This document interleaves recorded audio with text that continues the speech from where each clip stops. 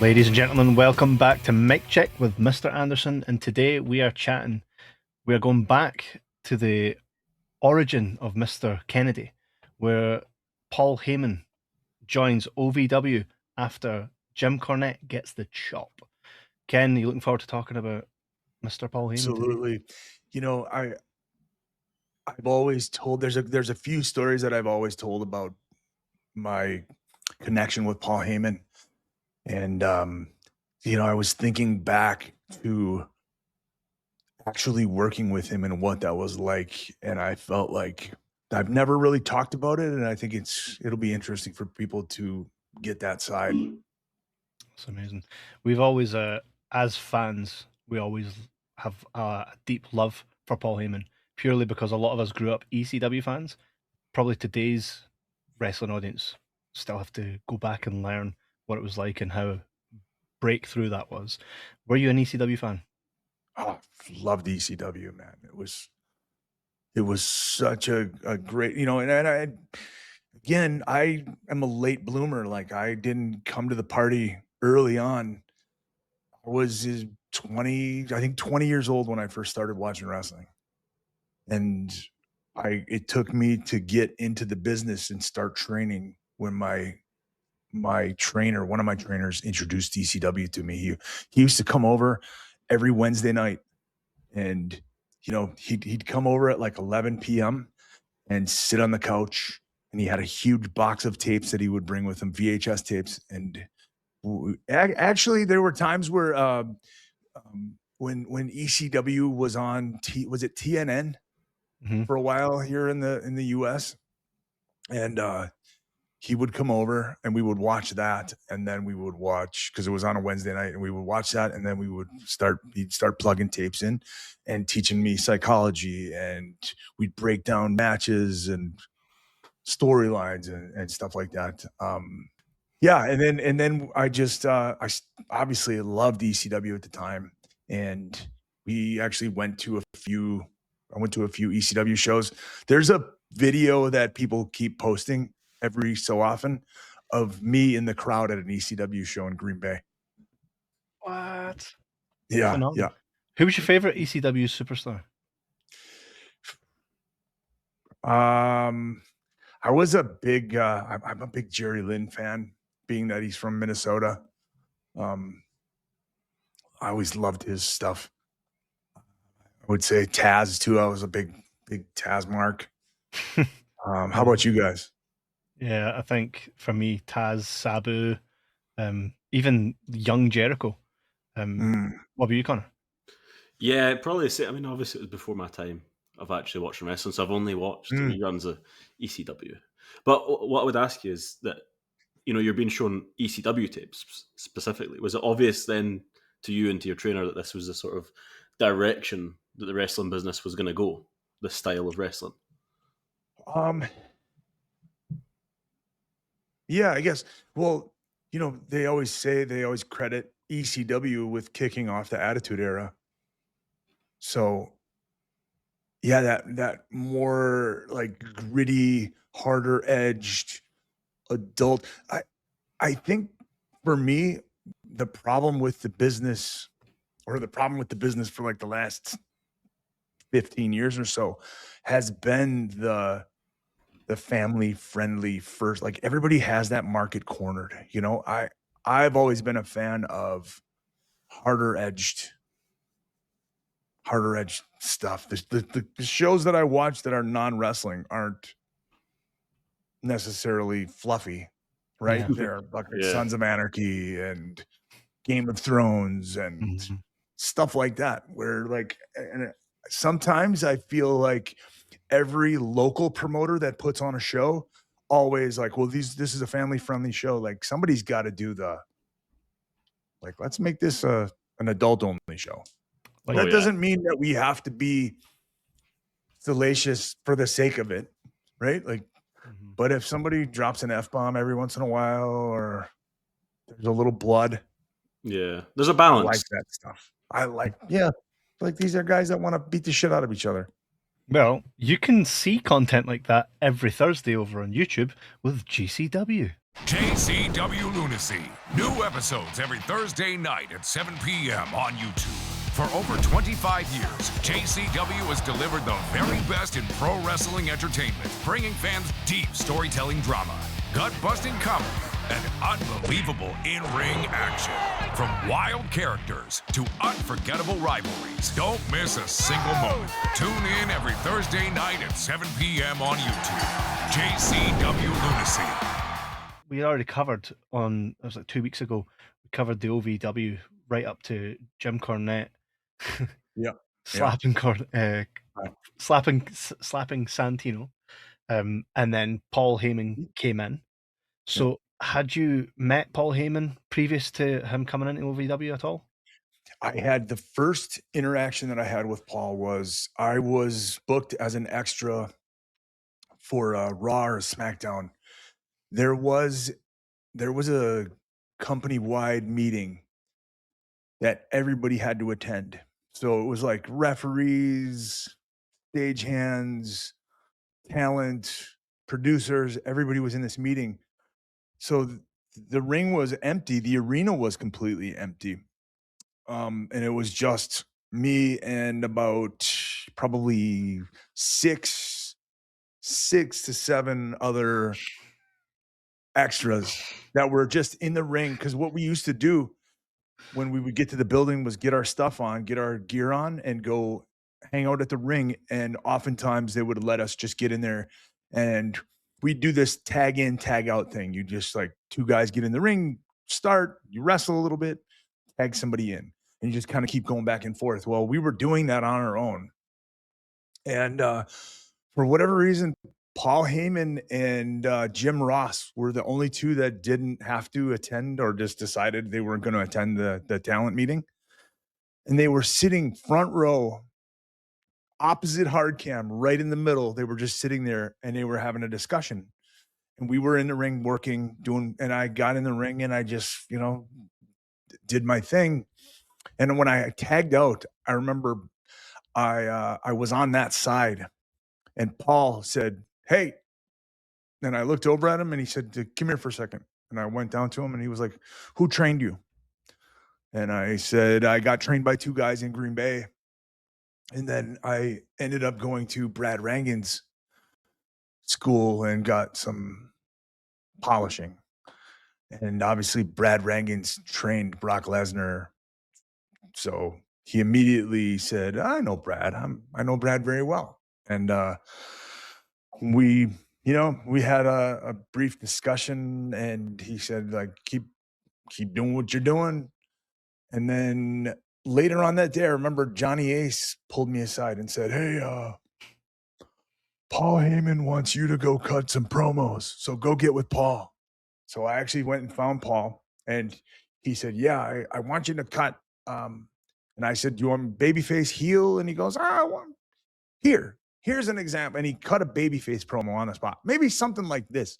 And he fucking cut like a perfect babyface promo that was tailored to something that I would say, actually. And then he goes, or maybe this. Maybe you cut a heel promo. And he fucking cut like a 1:30 heel promo just off the top of his head. And I was like, holy wow, this guy's amazing. And he said, "Just give me 30 minutes and meet me outside of pre-tapes."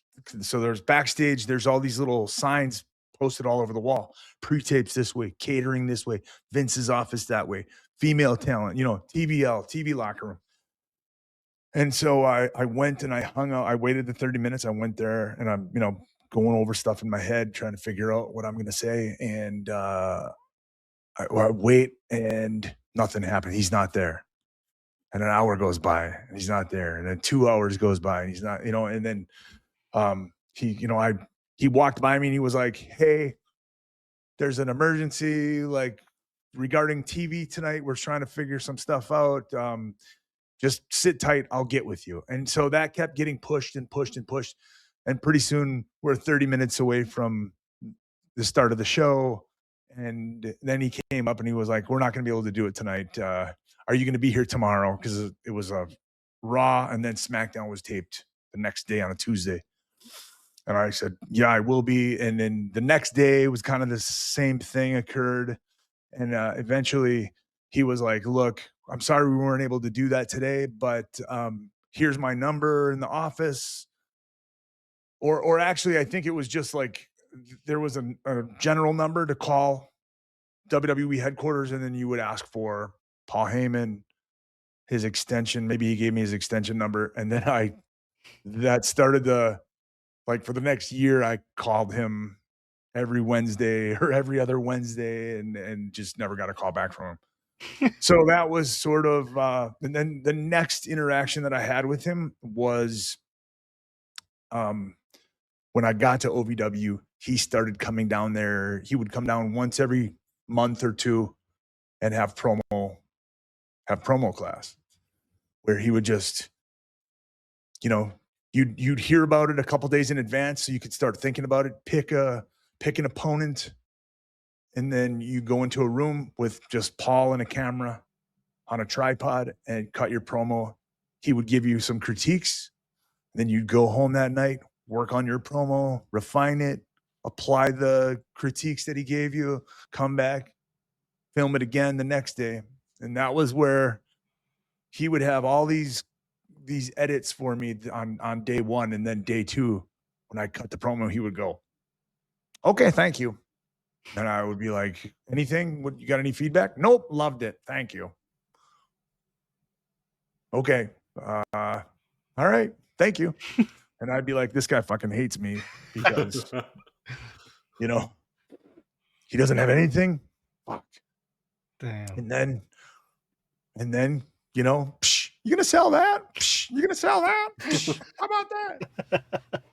And then the buzz starts going around like, oh, Cornette got fired.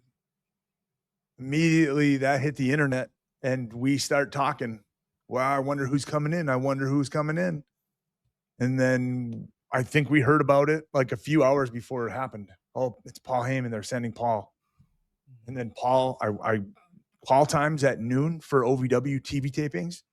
I got there at 11:45 because I always try to get there a little bit early. And he was in the office and he said, come here for a second. And we went into a room. He shut the door and he was like, you're the next guy out of here. And he's like, I've been a fan of yours since I saw you that one day when Jim and I were having that conversation. He remembered all that. Mm-hmm. And he said, I'm going to do so much stuff with you over the course of the next few weeks that they're going to see you and they're going to see what I see. And you're going to be the next guy out of here. And away to the races. It was crazy to go from, and I say that Jim Cornette never, I said like he didn't see anything in me. I don't mean it like that. Like it's just, Jim was writing television and I hadn't been there long enough. He just didn't see enough of me to feel like he hadn't seen what Paul Heyman had seen, right? He just wasn't there for that stuff. But that night, I fucking had 20 to 30 minutes of an hour program that were dedicated to me. Like I did a backstage interview. And then I remember Mickie James, I did a backstage interview with Mickie James or something where she, it was like a backstage interaction. And then I think Maria Kanellis was doing the hosting or the actual backstage interviewing. And I did something with her. And then I had like a 20-minute match with somebody. And he put a lot of time and effort into my character right out of the gates. It's amazing. Jim Cornette actually touched upon something recently when he said, when Paul Heyman took over from him, he said something like to the effect that he would hold meetings after the TV taping and keep the guys till like 2 a.m. so that, correct me if I'm wrong, so that he didn't have to go somewhere else the next day, which ultimately ended in that place being shut. Was it Deep South? I think it was Deep South. What did he mean? He would hold the guys until 2 a.m. so that he didn't have to go to Deep South? Yeah, meet him would overrun, so that he basically like, oh no, I can't make my flight now. I can't go. Sorry. Pretty much. See, I don't know about that. I don't think he had anything to do with Deep South. I don't think that he was slated to have anything to. I think he was dedicated to OVW. Like I think that, you know what I mean? Like OVW had Paul Heyman, Deep South had somebody else designated as the showrunner, the guy with the pencil. Because yes, he did, not till 2 a.m., but it was amazing, actually. So one of the most interesting things about working with Paul was that, as I said, call time was noon. About 1 o'clock or so, because everybody would just sort of like, chit chat, mill around. 1 o'clock, 1 o'clock was generally the time pre Paul Heyman where they would come out and they would give you the sheet. Here's the run sheet. Here's what we're doing tonight. So you find out if you had a match, what the finish was, who the producer was, that kind of stuff, right? Paul did things differently. All right, everybody get to the ring, and we would sit in the bleachers, and Paul would stand ringside, and he would grab his run sheet, and all right, here's how we're starting the show off tonight. Match 1. This is going to be a dark match. And he would give the rundown. Here's the finish. Here's what we're after in this match. All right, on to match 2. And then he would go, all right, now we're starting the show. We start it with the normal ballyhoo. And then here comes so-and-so to cut a promo in ring. And then he would sort of map out exactly what was going to happen and what the desired outcome to that was. And he would literally go down, he would run down the entire card. And it was great because it prevented people from doing repeats, right? When you understood everybody's looking at the entire card from top to bottom or bottom to top. And it allowed people to go like, wait a minute, Paul, you've got this finish, which is very similar to something that's occurring in this other match. And then Paul would go, yeah, you know what? That's right. Let's change it. And he would modify it. And so, it was a way for everybody to be clued in as to what was going on. And then at the end of the show, he would, everybody get to the ring again. So like maybe an hour after the show, we would all pile in those bleachers, and he would be like, all right, dark match. And he would give his critiques of the way things went. And it was always super positive. He'd never if that guy started a cult tomorrow, I fucking sign me up. Because it was just like so completely positive. And it was cool. And it was like we were already bonded, I think. But it brought us together even more. He was so good at team building. But we weren't there till 2 a.m. It would be like, maybe an extra hour. Yeah. And then everybody would start to filter out, go home, go out to the clubs or whatever it was. And, and then I would oftentimes sit there. Paul would go upstairs and start editing, start working on, and I would sit up there with him, and he'd tell stories sometimes, and I'd watch him edit a little bit, and sort of, that's where I started to really get to know Paul. And I heard some just amazing Vince stories from him at the time. So Paul Heyman is credited with giving you the name Mr. Kennedy, knowing that they were going to change your name anyway, because you were a Kamikaze Ken. You went to OVW, Ken Anderson. Yeah. And the idea was, well, they're going to change it, so let's come up with something that Vince will like. So how does that conversation come about? And to see, before you even had that conversation with Paul, was there rumblings? Were you dreading having to change your name? You could have been the next Michael McGillicuddy. What was going through your head? So that's interesting. That's an interesting question. And I made it 3 weeks. 3 weeks on TV as Ken Anderson or Mr. Anderson. And I showed up at TV one day and hey Kenny, Vince wants to have a meeting with you today. He wants you to change your name, so start thinking of a name. Because I was happy that I was Ken Anderson, you know, if I ever, and at the time, honestly, I was not looking ahead. I wasn't thinking of ever being fired from the job, but it's always nice. That is in the back of your head a little bit. Like, if I leave here, I'm Ken Anderson. That's my actual name. And so I called Paul right away and I was like, hey, they're gonna have this meeting with me and Vince wants to change my name. So do you have any suggestions, any thoughts? And we started kind of brainstorming. And I remember he was like, you need to pick something that's near and dear to Vince's heart. It needs to have like a connection to him somehow. And then he was like, his dog, he's got 2 dogs. One of them is Ruckus. One of them's name is Ruckus and the other one is Rumpus. What about Kenny Ruckus? Or Kenny Rumpus? Or Crumpus. Yeah, right. You could just see it. Mr. Rumpus.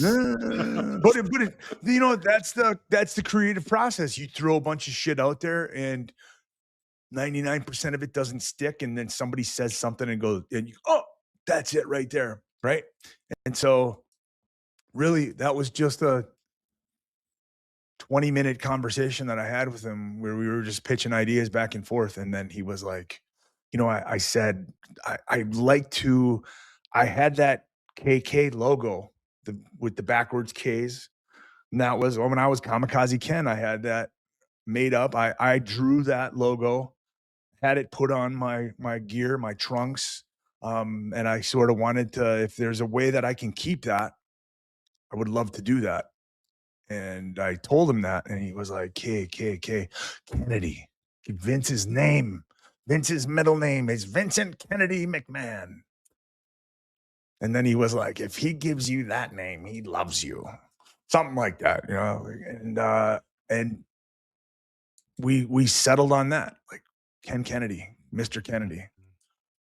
Do you think that? And I went in and when we finally had that discussion, he was like, all right, now, you know, we went through a bunch. It was like a crazy meeting it was Kevin Dunn, Johnny Ace, Vince, Stephanie, may have been Bruce, all sitting in Vince's office on folding chairs, just in a circle. And it was like, you know, hey, it was like a job interview almost. You know, tell me about yourself. Well, you know, what's your upbringing? And I fucking gave him like a little quick rundown on. He's like, you know, are you do you do any drugs or do you drink a lot? And nope. I said I don't even smoke weed. Like, all right, well that's good. Who's your favorite wrestler? And that's where it's like Austin. Austin's my favorite wrestler. And then he finally said, your name. We can't use Anderson. And then he was like, I'll tell you why. And then he said, because of Arn Anderson and Ole Anderson and Gene Anderson, like, I don't want people thinking that this is nepotism. I don't want people thinking that you are here because you're related to them, which is bullshit, right? Like that's not why. But, okay. And then I said, well, okay, what about, and then it was funny because Johnny Ace was, you know, he's sitting there and he's like, one of the things was, do you have any catchphrases? Do you have any catchphrases? And I said, yeah, nice guys finish last. Thank God I'm an asshole. No, we can't say that. We can't say that on TV. And then Johnny was like, whoa, hang on a second. What if your name was like Adam Hole?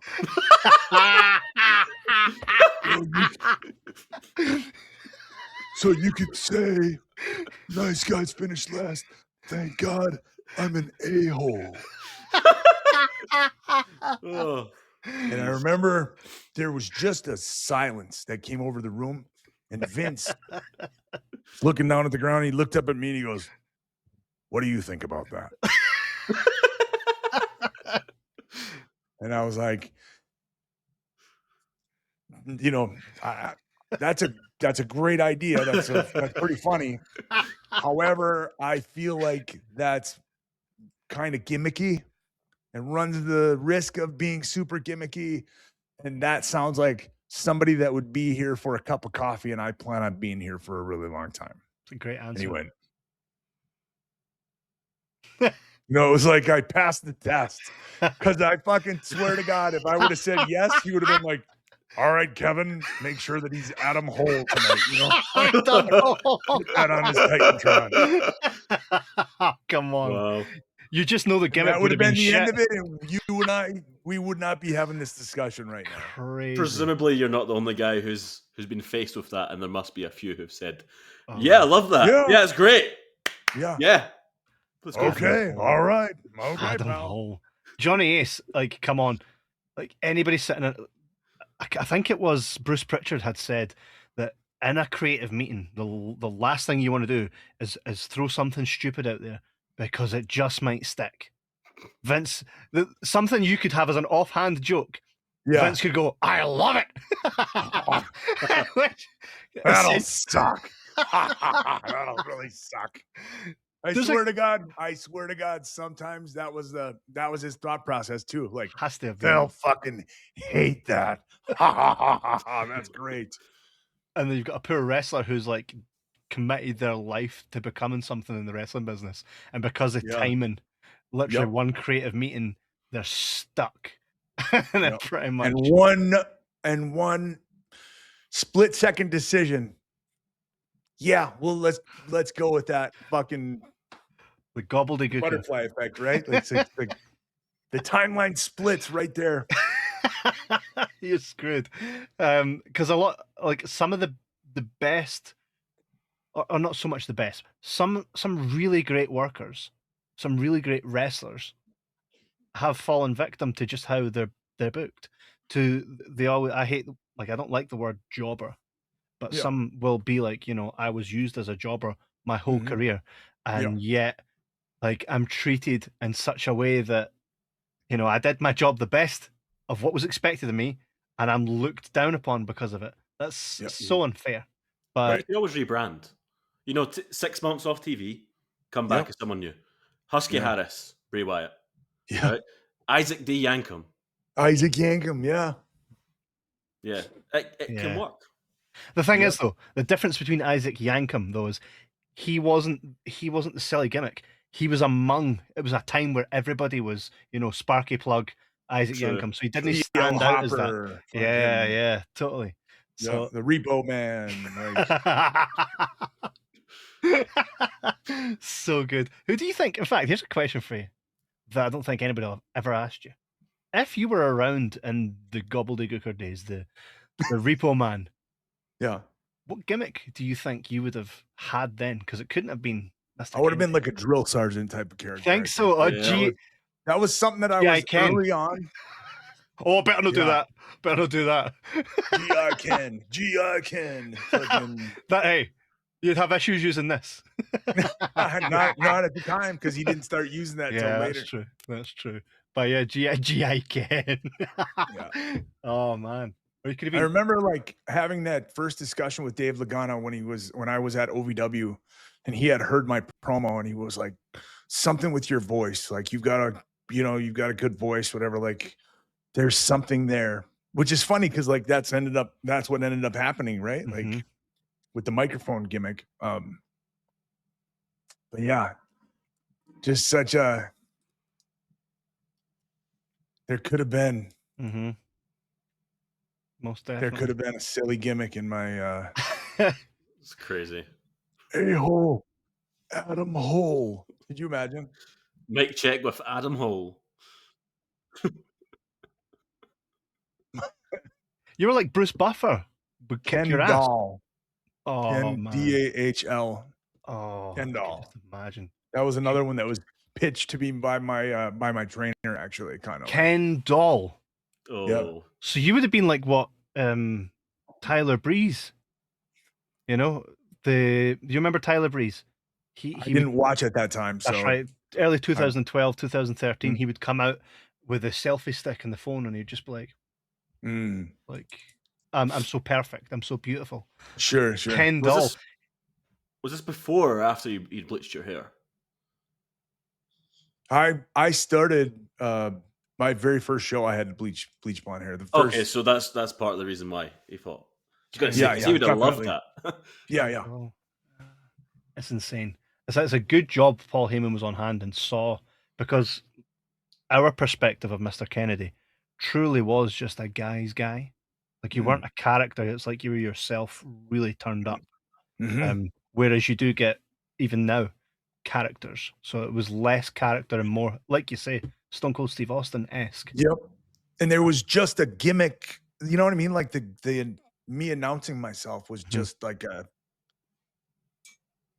I wasn't like an announcer that just happened to be a pro wrestler. It was just like, I'm just a boisterous, loud, obnoxious wrestler that fucking decides that nobody else can do my intro for me, so I'm going to do it myself. 100%. But like that wasn't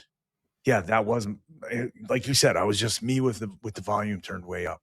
I think as well, what worked so well is that you could announce yourself better than anyone else could. Like, I don't think there was someone that could give that Mister. Like, look in the comment section right now, and every post that ever goes out on Mic Check, people are still like in caps, Mister. Like, it's just there, you know. I joke about it. Like, no matter what, I could post anything right now.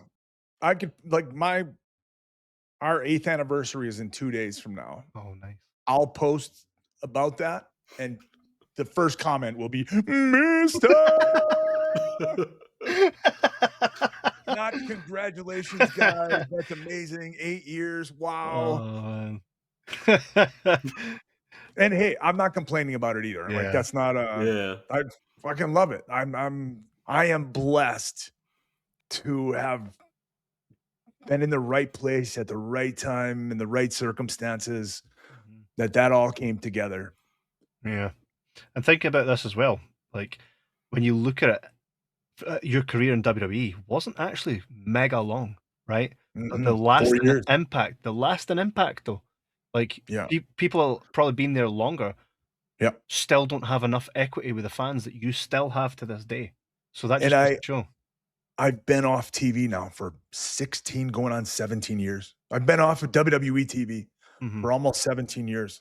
So I'm very, very fortunate to still have. Yeah. Of course. It's not lost on me, for sure. No, like, it definitely is there. Just think as well, like, had you had 16 years in the WWE, like, there's no doubt in anybody's mind, like, where your stature in that company would be, because it was very evident early on. I wouldn't say all thanks to Paul Heyman, but I think he had a huge part in that. For you, sorry. No, he really did. Like, Paul Heyman, I love that man. Like, he helped me so much. He taught me so much. He took me under his wing, and then he continued too. So, like, one of the craziest, like, after I got let go, when I got fired, Paul would bring me to New York. He's like, let's just come to New York and hang out with me. And we'll just take a film. We'll have a camera guy, and we'll go downtown. We'll go to Times Square, and we'll just film. And we did. Like, there was a couple times where we would meet up. I would literally fly to New York. I'd stay in a hotel for a couple days, and we'd meet up at, like, say 1 o'clock, and we just go to Times Square. None of that stuff ever saw the light of day because it wasn't really good. But he was always trying to help me out. Always, like, you got fired from WWE. That's not the end. Like, what's next? You know? And then also when I got to TNA, and I would, the nice thing about TNA was they would hand me a script, and early on, Eric Bischoff and Vince Russo both told me, hey, look, bro, this is just a loose outline. So here's where we need to get to ultimately. How we get there is up to you. You can fill this in with your, and they're like, sometimes they would have lines written out for me that would be like, fuck that. I can't say that. That's like, I definitely can't say that. That doesn't make any sense. And I would call Paul and I would say, hey, here's what they've written for me. Can you help me? And he would say, give me 10 minutes, check your email. And then like a couple minutes later, he'd text me, check your email.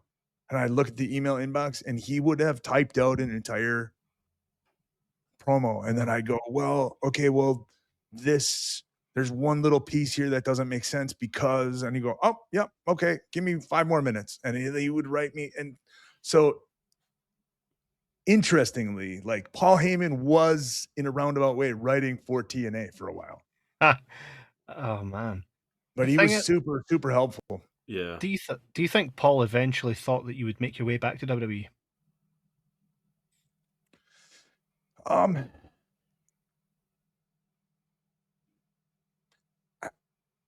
don't know. Like I honestly, at one point, I didn't think Paul would ever make it back to WWE. Like I remember when I got called up to the active roster, Paul was still writing television for OVW.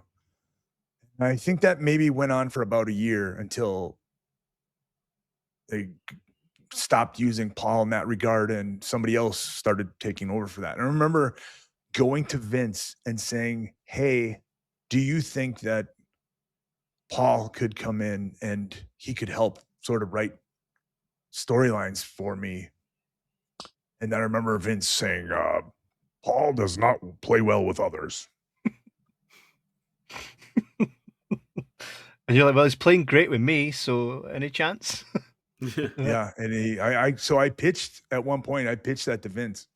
Like, could Paul come in and he was just like, basically, he said, like, him and Stephanie do not see eye to eye.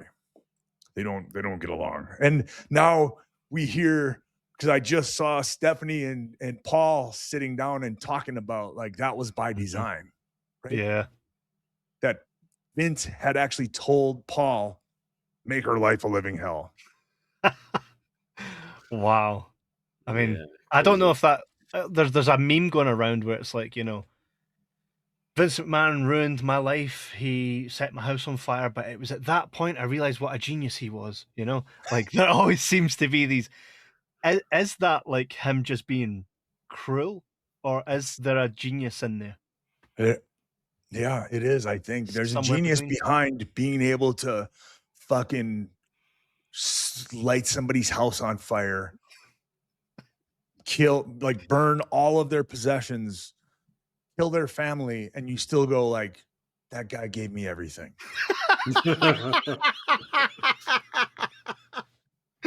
but everything that I have today, I have him to thank for. Like there is a genius behind that. In a roundabout way, he was teaching me that loss means. Yeah. The silver lining was. Now I didn't have anything dragging me down, like possessions. No I could sleep anywhere. I could sleep anywhere. It's tough love. It was just tough love. Yes, exactly. But Paul Heyman now is like number 3 in WWE, and I think with Vince out of the picture, and probably long before then, himself and Stephanie seem to be getting along. And look at his Hall of Fame induction. Hey, it's Mr. Anderson, and if you're like me, you need to stay locked in, whether you're in the gym, gaming, or just grinding through the day. That's why I roll with Rogue Energy.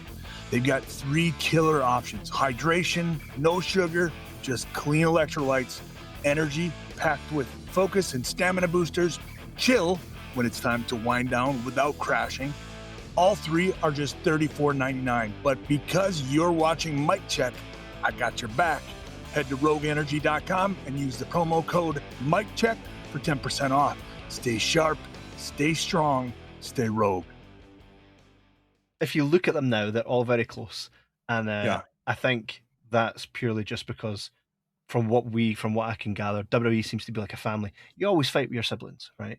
Your Yeah. cousins or what. So Yeah. and I think WWE and wrestling is at its best when you are trying to be better than the other.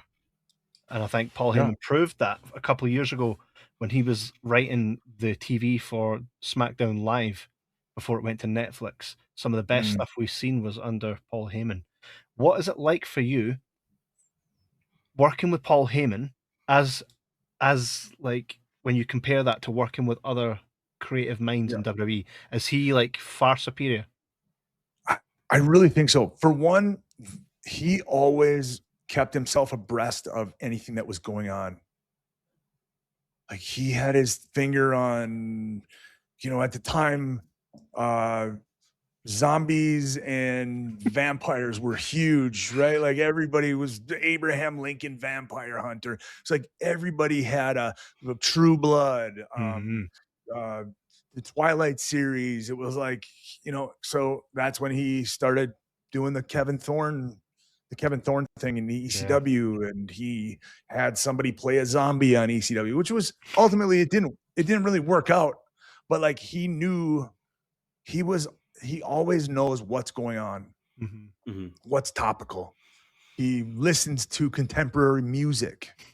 He knows what's popular, and I feel like he's smart enough to know what's going to be popular. Not always, but he definitely has his finger on that pulse. And the one thing that I like really noticed about working with him was he was so good at taking everybody's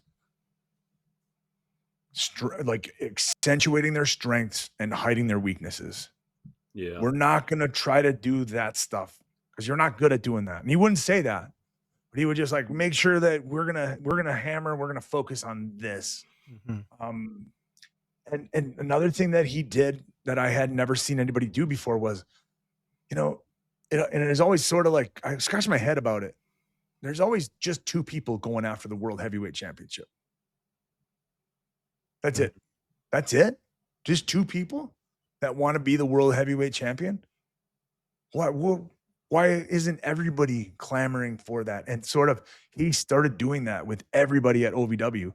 And so it was like, everybody was sort of factored into the storylines. They would have like a little pre-tape or a promo or a run-in. And it wasn't just the two guys at the top that were fighting. So then when one of those guys got called up to the active roster or one of those guys got injured, you just slide. This guy's already been fighting for the World Heavyweight Championship. So he just factors in nicely, Yeah. And he just had really unique, again, I remember doing promos that would like, you'd be doing one promo and that would just slide neatly to the next promo. Yeah. I'm interviewing with Maria Kanellis and I just nearing the end of whatever we're saying and you hear yelling in the background and the camera guy goes, "Whoops, gotta go," and runs down the hallway and you seamlessly transition into the next interview, the next promo. And then something else happens on the tail end of that. And the camera guy goes, "Whoops, got to go again." And you slide down the hallway. It was just like really cool stuff like that I had never seen anybody do. Yeah. He's most definitely got his own philosophy in wrestling. But for yourself, like, did he ever sit you down and go, these are certain pointers that I want to give you through your character work, that as long as you adhere to these, you're really going to maximize your minutes? Do you ever recall any? No? Nope. Just, one of the things that was cool about Paul was he would just let you go. Here, I'm just going to turn the camera on, go. And, and then he would, he might have like one or two things that he would say, but it was, for the most part, he wasn't trying to micromanage anybody. Yeah. He would just let you do your thing. And he was so hands-on with everything. like I said, noon, he's in the office already working on everything. 1 o'clock, we have that meeting.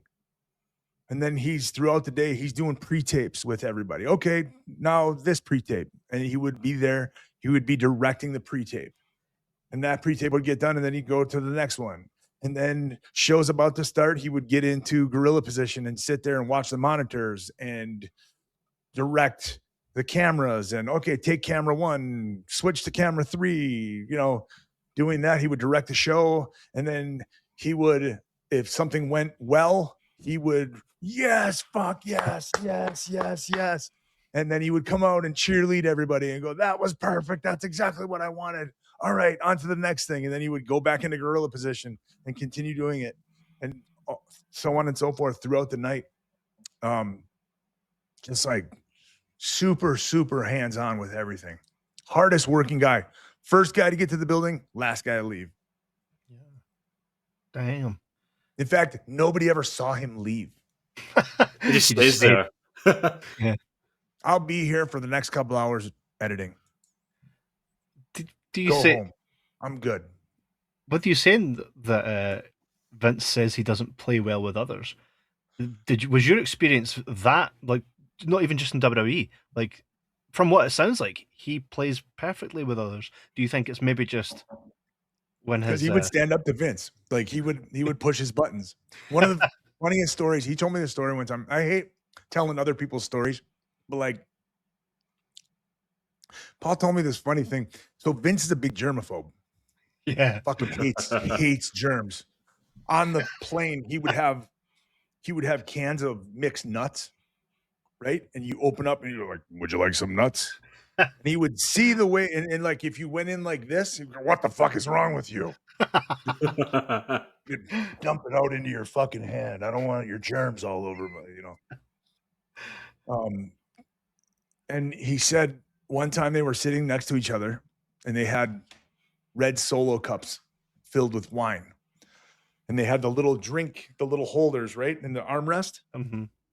He said when Vince wasn't looking, he switched their drinks. So then he said he started like, as he was chit-chatting with Vince, he was like just kind of doing that and fidgeting. And then, Vince like, look, what? What the fuck is wrong with you? He was fingering like Vince's cup, the rim of Vince's cup, but it was actually his cup. He had just switched them. Oh man. Just like stuff like that. Mate, he said one time he stood up to him in a meeting, and then he got I guess whenever Vince was really, really mad at somebody, he would like, I'll see you in the bathroom, pal. And then would literally like he'd sit on the toilet and fucking Vince would stand over him. And really? Yeah. You really made me angry today. What the Paul would always stand up to him. And that's the stories that I've gotten from Paul, where like he would fire back. We would snip back at Vince. Mm-hmm. Like, go ahead, fire me. I don't care. Yeah. And that because you've asked me to fire you, I'm not gonna fire you. Yeah. That's what he wants. Yep. My friend Todd recently, just at the weekend there, told me that Vince McMahon doesn't understand giraffes, because how can something have that size of neck and not eat meat?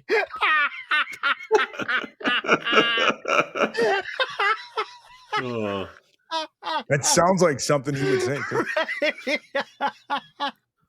Oh, it's so good. I love that we always hear new stories from just how insane, like, because that's the word I'm going to use. Vince McMahon is just not of this earth.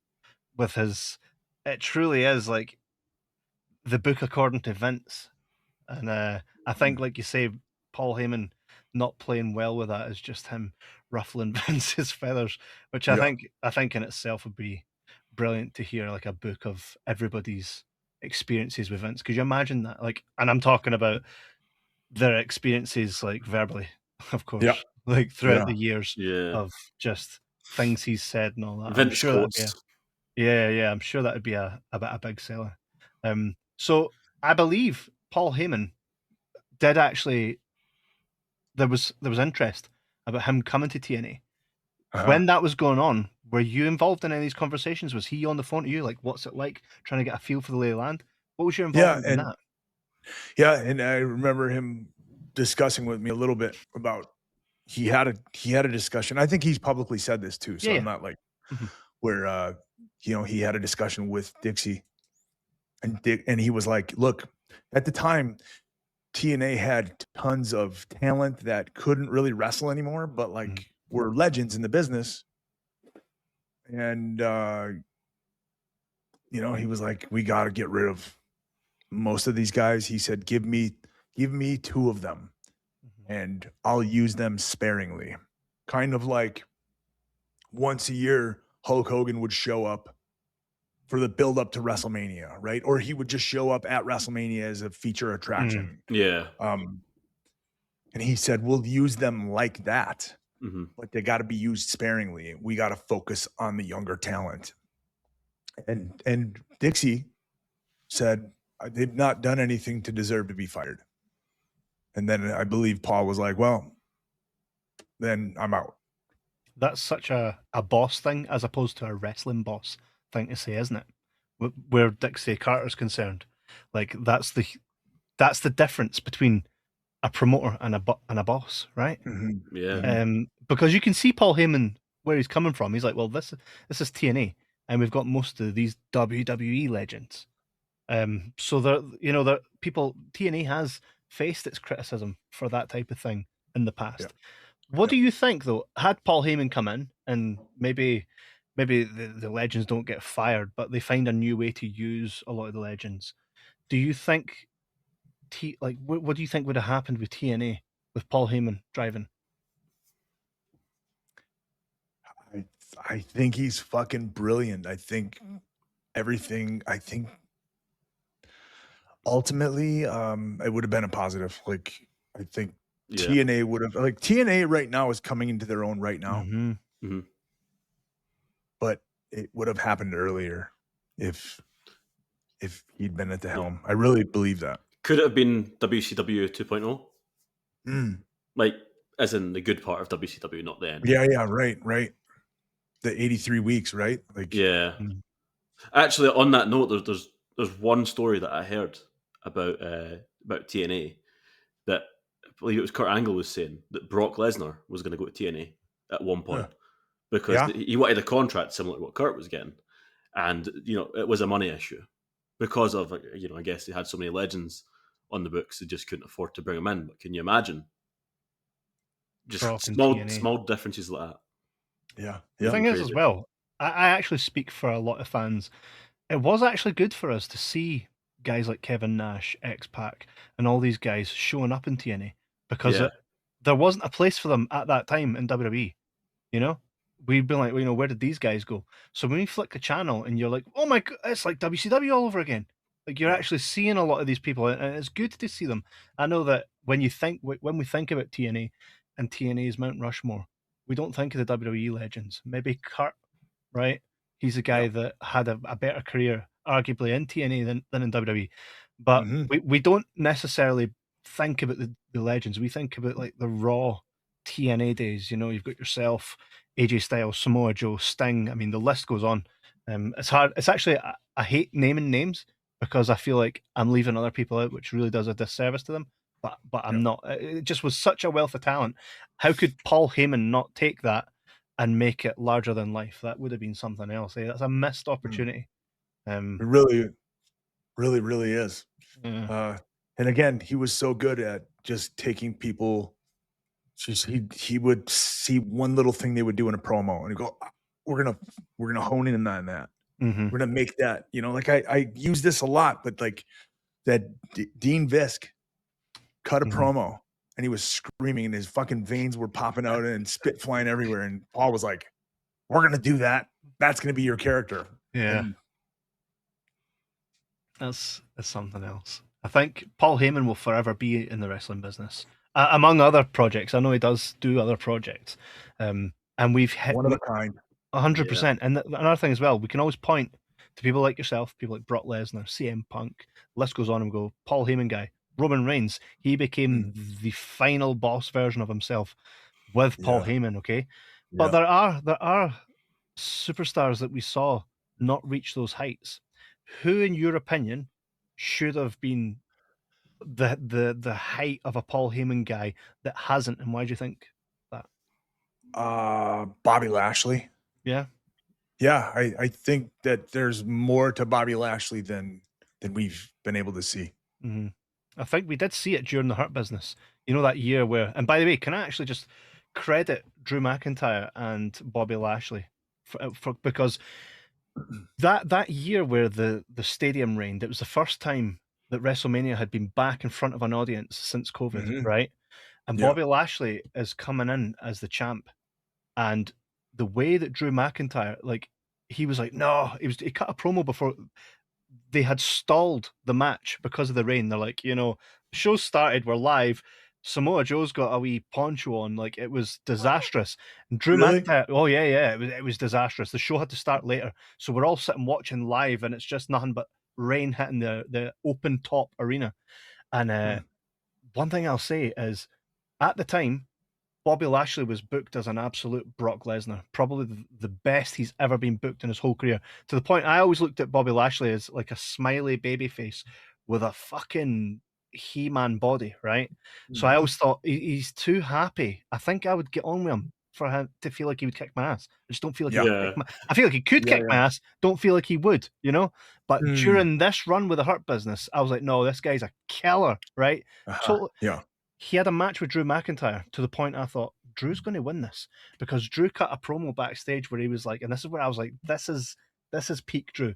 He was like, you know, I won WrestleMania, I beat Brock Lesnar, and there was no fans, and this, of course, this is my chance, and it's raining, and the fire in him. And I remember saying to my friend Todd, I goes, he has to be winning this title.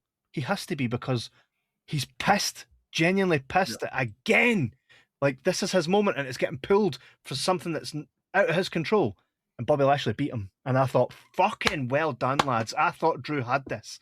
And Bobby Lashley beat him. I thought, that there is when wrestling is done right. I believed, man.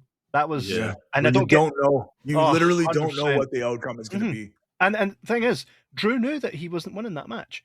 But he didn't let us know that. And I thought, sold it so well. That's when you know that guy's just on fucking fire. And as a... And he knows how to tell stories, and ultimately it's about telling that story. You know, like, I believe the most fun he's ever had in his career was winning that title at WrestleMania and then fucking handing it right over to Damian Priest. Damian Priest. You know, like, gotcha, bitches, motherfucker. You know? Right? Yeah, totally. I just think, as like, what a great feeling. 100%. That's like, I've had more fun losing matches where you listen to you fucking got him. Yeah. Well, we enjoy getting got. And as like, I've watched wrestling the majority of my life, so about 30 years, right? So I believe I've pretty much seen it all. Yeah. So when I'm like, oh no, this is just, it really, for me, I'm like, that's why I tune in. That's why I wait. This is why I keep going, you know. And that's so yeah. Bobby Lashley is who you think could have been the biggest Paul Heyman guy. That's the one that comes to my mind immediately. Again, post WWE, like, for like, there's a 7-year period there where I didn't watch WWE at all, or you know, very, very sparingly. So you missed Ryback. So I missed a lot of characters, and Curtis Axel as well. Curtis Axel, who's Mr. Perfect's son, Joe Hennig. Do you know who squashed him during his run? Triple H. Triple H at the tail end of his career thought, not on my watch. Pedigree. So. And Ryback, of course, like, I don't think Ryback needed to really be a Paul Heyman guy, but they done a Paul Heyman thing where did they? And Rybaxel was Curtis Axel and Ryback. It worked pretty well, but I just think there was a few times there were a few misses, but I don't think that was down to Paul Heyman. His chemistry with CM Punk just wasn't there. The two didn't get on. Ryback and Ryback. And ultimately, had it been someone else with the belt, we could be talking about things completely differently. Yeah, sure. One of those misses. So you're in GCW right now. You're doing independence, killing it in the podcast game. Paul Heyman working really high up in WWE. Are you you've had such a? It's clear Paul Heyman cared about you. It's clear that you truly care about Paul Heyman. Do you guys have some type of a relationship today? Very, very little. Like every once in a while, I'll message him. But yeah, and that's the thing about the wrestling business is like ultimately I believe he's my friend and I think he views me the same way. But we're doing different things right now. If there's ever a moment where he sees something and says like I could use Ken for this, like, or we just happen to cross paths, like I believe we'll pick back up where we left off. And that's ultimately the way the business goes. Yeah. You're with like Matt Hardy and Shane Helms and I rode with each other for a year and a half, talked to each other every day, texted each other constantly. Our days off, we would text each other. Haven't talked until the build up to that little TNA run that I just did, that little 2-day. Hadn't talked to him for a while. But we met up. I did his podcast and it was like nothing changes. Old times. Yeah, nothing changes. They say the best friends in the world are ones that don't hold you down to I've not seen you since. It's life happens, and when you're in that room or when you're speaking to that person, whether it's a month that goes by, a year, 2 years, you pick right back up. That's a true meaning of friendship. Yeah. 10-4. And it's great to know that you still have love for each other. Because I know for a fact that if Paul Heyman had it his way, he would probably see more of you. I mean, why wouldn't he? Is there something you would say to Paul Heyman right now if he was here on this show? Nah, that's just fucking thank you. Thank you for believing in me. Thank you for seeing something in me that very first day and actually coming, they say believe half of what you hear, none of what you or half of what you see and none of what you hear, right? Yeah. In the business. When he told me that day, you're the next guy out of here. There's that little voice in the back of my head that said, like, that's probably not going to happen. But it did, because he did everything that he said he was going to do. So that's amazing. And I think that's one of the things that people love about Paul Heyman. And I know, like in his earlier ECW years, a lot of people would say stuff to the contrary, but the number one thing is that he has a loyal friend from everybody's perspective that has spent a lot of time around him, and that's why people truly love him. You said one thing when I first started speaking to you before we done this show, and I says, a common thing I hear from wrestlers is if you can leave the wrestling business with 5 friends, you can count them all in one hand, you're lucky. And you said that's bullshit. I've got loads of friends, and that's a testament. I feel that way. Maybe I'm ignorant.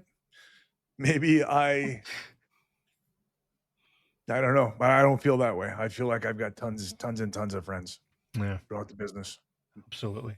And you've got millions more that check out this podcast every week. And it's actually, like you say, every week. And the pleasure does belong to us, but it also belongs to the guys watching it. I re-listen to the episodes.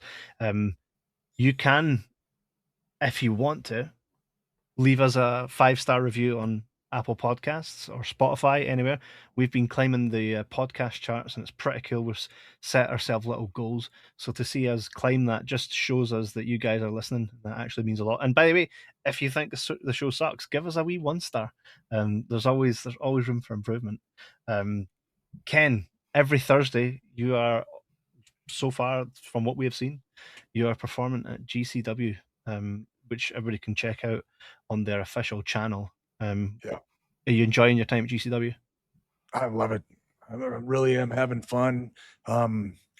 You know, the other day I was there, and Vince Russo and I talked about this briefly. But hey, I need you to do a promo. I need you to cut a promo, a pre-tape. And I went up to Vince and I was like, what do I do? He was like, you're just talking about X. I was like, what do you want me to say? Figure it out. Like, I love that. Yeah. Phenomenal. You know? Yeah. It's authentic. It truly does feel like, I don't know. I feel like there's something special. So yeah, keep tuning in. I think you're going to see JCW continue to grow. Not long till they'll be on cable television, if that's still a thing, or a streaming platform, Fight TV, all that stuff. Yeah, right. I can see that happening. There's, like I say, we exist on the fan side of the wrestling business, and there's so much chatter, there's so much noise. Everybody's tuning into GCW. There's a lot of people saying that when they see Vince there, that's why they tune in. They see Ken there, that's why they tune in. Matt Cardona, you know, he's just gone back to WWE, but there's many reasons to tune into GCW, and it actually feels like watching early TNA, which gets us all excited. If you guys really want to support this show, you can go to www.prowrestlingtees.com/Mike Check Podcast and wear the official logo with Ken's face on it. Alternatively, you can go to Ken's Pro Wrestling Tees store, which is prowrestlingtees.com/Ken Anderson, and all your favorite designs that you've ever liked are there.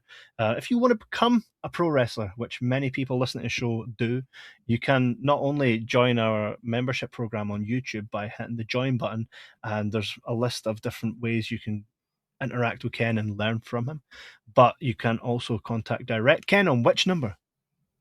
507-722-2776. Text me. Absolutely. Hell yeah. Text them if you want if you even just want to pick his brain for a question, you can do so. There are options there for Ken to literally answer the questions you've maybe often wondered but never got an answer, and you want to go direct to the source. You can do that. I do private training. I've got a couple private training sessions this afternoon. I've got one virtual private training session, and I've got one in person at the academy. And then I've got class tonight from 7 to 9 p.m. Hell yeah. And just if you're wondering, you know, why would I want to be trained by Ken? Well, he's Mr. fucking Kennedy, but also just look at the people that he's trained, and you'll be able to look at them because you can see them all over TV, world champions everywhere. So, like, the proof is in the pudding. Eh? Love it. Absolutely. So yeah, this has been amazing as always. I love talking to you about anything, but the fact we got to chat about Paul Heyman which is just wonderful. I've really enjoyed it. So thank you again. And as always, the pleasure's all yours. Hell yeah. Thank you, guys.